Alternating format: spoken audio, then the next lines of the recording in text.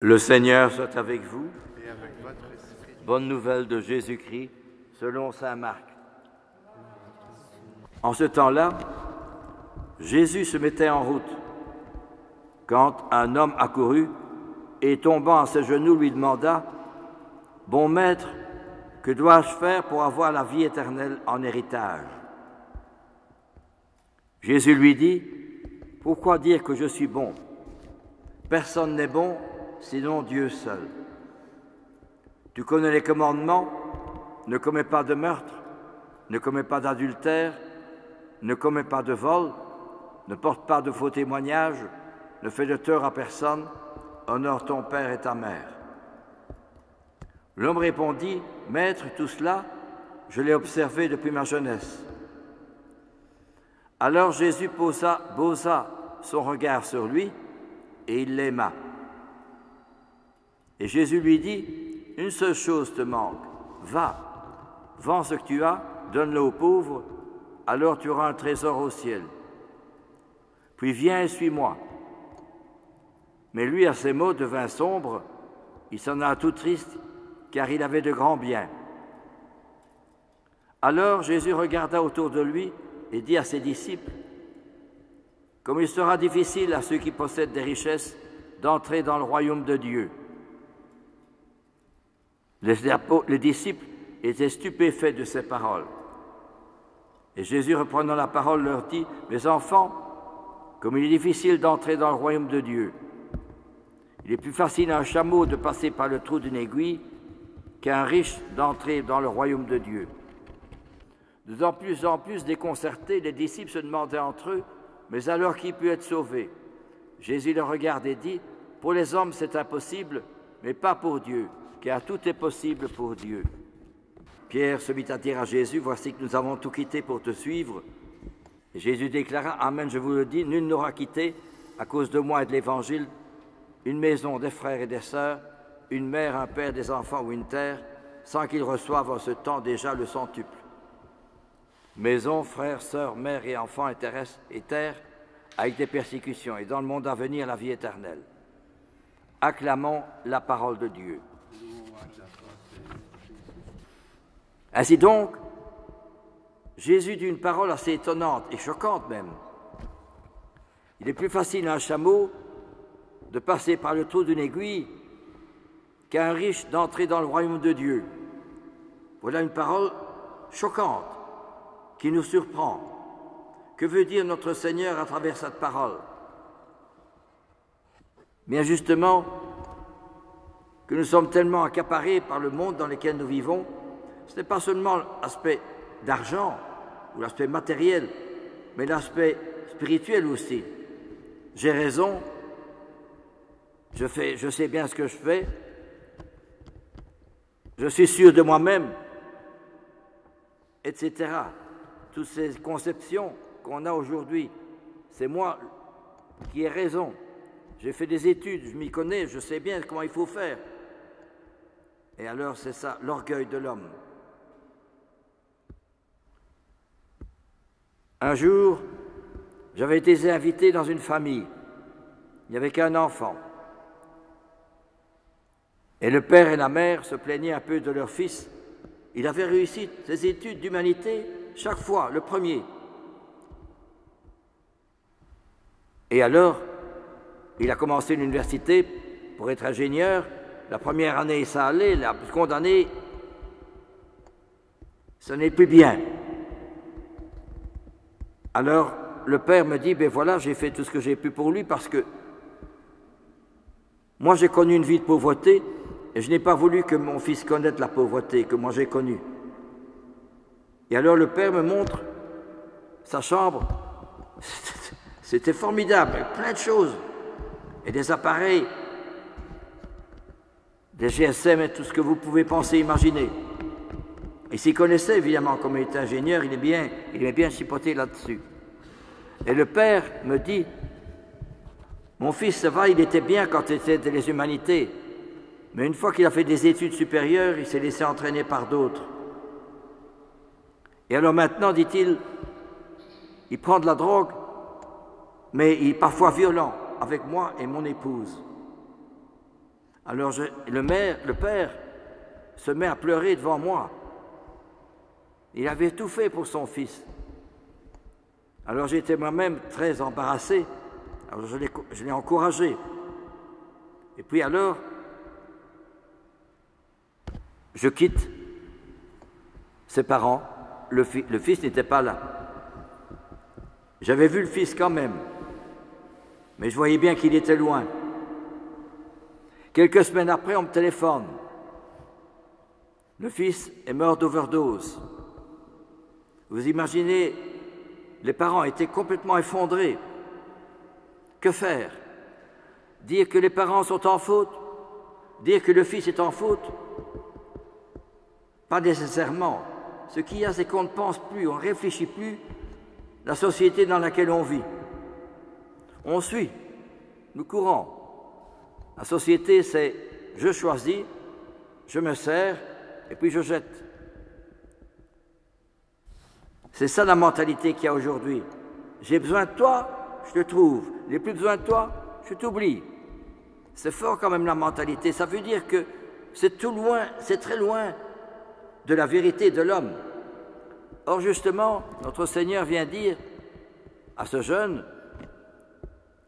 va vendre tout ce que tu as, donne-le aux pauvres et tu auras un trésor au ciel. Nous sommes tellement prisonniers des biens matériels, prisonniers de notre façon de vivre, de notre accoutumance, que nous avons perdu ce pourquoi nous vivons, pourquoi on est sur la terre.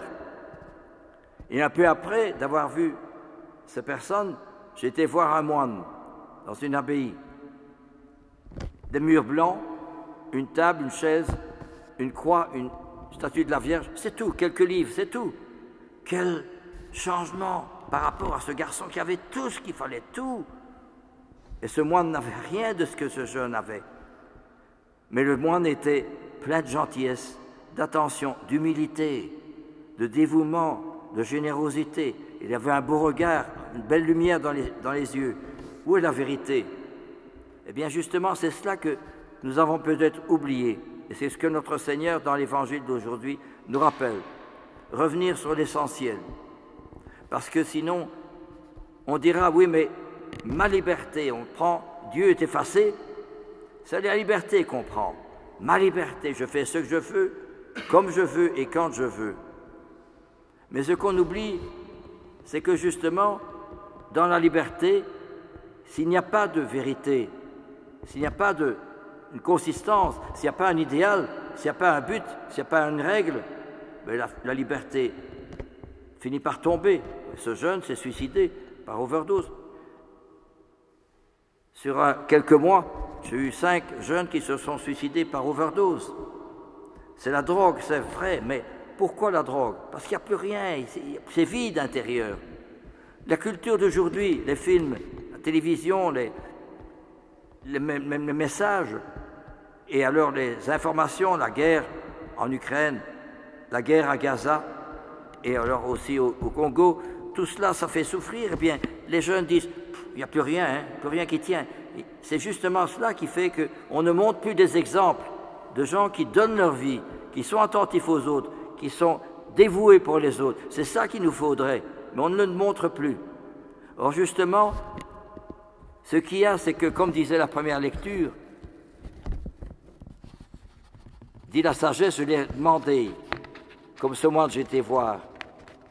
J'ai été voir, il le dit, j'ai préféré la sagesse au trône et au sceptre. À côté d'elle, j'ai tenu pour rien la richesse. Je ne l'ai pas comparée à la pierre la plus précieuse. En face d'elle, l'argent sera gardé comme de la boue. Tout l'or du monde auprès d'elle n'est qu'un peu de sable. Pourquoi? Parce que ce qui fait que la richesse de l'homme, c'est ce qu'il a, c'est spirituel. Or justement, Dieu, la prière, le Dieu ne vient pas dominer, imposer, obliger. Non, Dieu fait sourdre en moi ce qu'il y a de plus beau, de plus grand, de plus merveilleux en moi. Et 3 choses qu'il donne. D'une part, la vérité. Je me sens dans la vérité. Avec moi-même, avec mes idées, avec ma façon de vivre. Je sens une vérité. Et deuxièmement, Je sens un bonheur de vivre, une joie de vivre, un enthousiasme de vivre. Aujourd'hui, on n'a plus l'enthousiasme de vivre. Il faut bien, on continue et on est atteint par la morosité, la tristesse. Mais justement, celui qui prie retrouve l'enthousiasme, retrouve la joie, le dynamisme de vie. Jésus donne, je suis venu pour apporter la vie éternelle, dit notre Seigneur.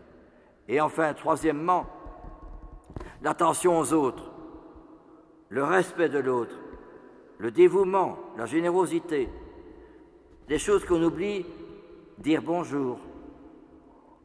J'ai reçu l'autre jour une maman avec son fils de 7 ans, un smartphone, il est tout le temps dans le smartphone. Et j'ai dit à la maman, il ne sait pas dire bonjour. C'est fort quand même, hein? Eh bien, justement, savoir dire bonjour, savoir s'excuser, savoir dire merci, savoir rester fidèle, surtout toutes les valeurs qu'on a oubliées aujourd'hui. On est tellement imprégné de cette mentalité matérialiste, du chacun pour soi, de l'orgueil, du matérialisme, qu'on a perdu la vraie vérité de l'homme. Or, la prière me donne la vérité de ce que je suis, ce pourquoi je vis, d'où je viens. Un jour, un monsieur vient me voir et il me montre des photos pour les 50 ans de sa vie professionnelle, où il y a eu beaucoup de monde, sont venus des gens de certaines, comment dirais-je, notoriétés, tous des gens qui sont pignons sur rue, et montrer des photos, etc. Et alors, on avait fait des discours pour lui, mais maintenant, il y a 10 ans de cela, mais beaucoup de gens parmi ses amis sont décédés, et il me dit, c'est dur la vie, mais c'est juste, c'est évident, c'est dur. Pourquoi? Parce qu'on a perdu le sens de pourquoi on vit. Pensez à ce moine, il n'y avait rien, hein? Une table, une chaise, un lit, une croix, une vierge, quelques livres, c'est tout. Mais il était vraiment plein de joie, plein de dynamisme, plein de vérité, plein de dévouement, plein d'attention aux autres, d'humilité. Mais c'est ça qu'on a oublié. Quel homme notre société donne-t-elle encore aujourd'hui, à travers les médias, à travers les informations qu'on nous donne, les guerres qu'on nous montre? On ne montre plus d'exemples. Alors justement, est-ce que moi je suis un exemple pour moi-même? Est-ce que je vis ce que le Christ me demande? Est-ce que Jésus est tout pour moi? Et je comprends notre Seigneur qui vient de dire, va, vends tout ce que tu as, donne-le aux pauvres, puis viens et suis-moi. Et que Jésus vient dire, il est plus facile à un chameau de passer par le trou d'une aiguille qu'à un riche d'entrer dans le royaume de Dieu. C'est extraordinaire. Riche pas seulement au point de vue matériel, mais riche au point de vue spirituel, il n'y a plus rien. On ne sait plus pourquoi on vit, on ne sait pas qui je vis, pourquoi je vis, quel est le sens de ma vie, d'où je viens et où je vais, qu'est-ce que c'est que la mort, qu'est-ce que c'est que la souffrance. On a perdu tout ça, voyez-vous. Et alors, justement, la mort, c'est un éclatement, un éblouissement, comme le soleil à travers les vitraux, qui vient nous, justement, faire éclater ce qu'il y a de plus beau, de plus merveilleux, de plus fantastique, au plus profond de moi-même, voyez-vous. Et si je vis dans cette foi-là, dans cet enthousiasme, dans cette joie, dans ce bonheur de la prière, de vivre la Sainte Messe et du Christ, alors je trouve vraiment ce pourquoi je suis sur la terre. Et alors je suis attentif aux autres, pas que je vais les obliger à croire, mais simplement par mon style de vie. Parce que c'est ça qui est important. La vie est un trésor.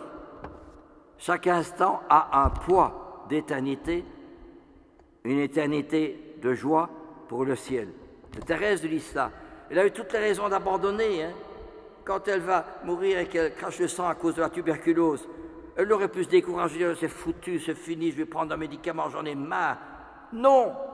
Elle vient dire à la sœur qui vient la soigner, maintenant je sais que ma mission va commencer, ma mission de faire aimer le bon Dieu comme je l'aime. Oui, je veux passer mon ciel à faire du bien sur la terre. Vous imaginez, au cœur même de la détresse, de la solitude, de rejet, enfin de ce qu'il y a de plus triste sur la terre, elle trouve la vérité, elle trouve la lumière, elle trouve l'amour. C'est extraordinaire. Vous voyez tous les saints, c'est cela, et c'est ça qu'on oublie. Relire un peu la vie des saints, ça fait plus de bien que de regarder le film, et bien sûr qu'il faut être au courant de ce qui se passe dans le monde, des guerres, etc. C'est vrai. Mais il faut que nous puissions retrouver l'exemple de nos amis, les saints. Alors nous trouvons le soleil, comme aujourd'hui. Nous trouvons la joie, le dynamisme, le bonheur de vie. Et nous sommes attentifs aux autres, surtout à ceux qui sont loin. Amen. Alléluia.